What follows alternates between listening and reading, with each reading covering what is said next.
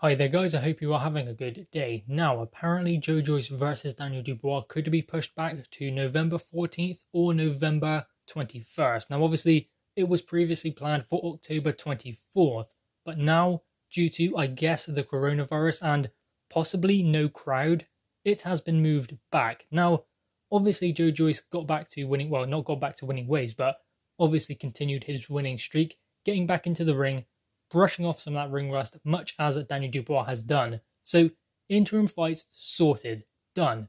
Now it's the big one. Now it is the fight for the British and European title between Dubois and Joyce. But it cannot happen on October 24th.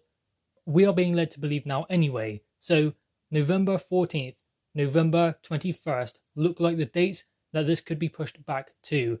And I'm guessing it's due to restrictions, due to maybe testing, but ultimately they need a crowd for this event.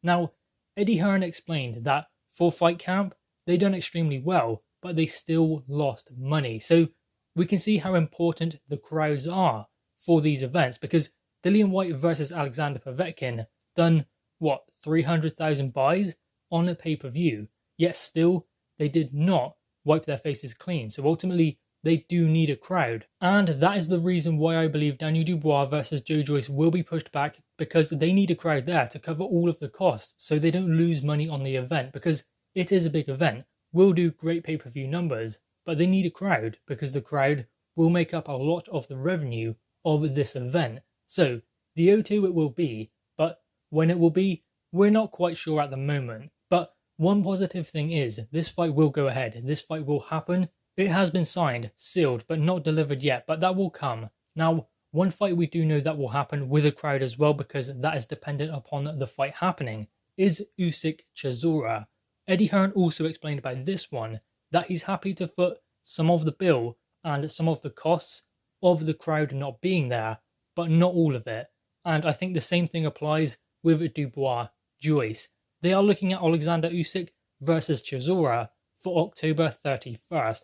That is just a working date at the moment, but that is what they are working towards. That would mean we get some huge heavyweight action in the months of November and December. Obviously, the end of October for Usyk versus Chisora, but we have Usyk Chisora in October. We have Dillian Whyte coming back probably in December, but maybe November. We also have Dubois Joyce in November. We have Anthony Joshua, Kubrat Pulev in December, Tyson Fury versus Deontay Wilder in December.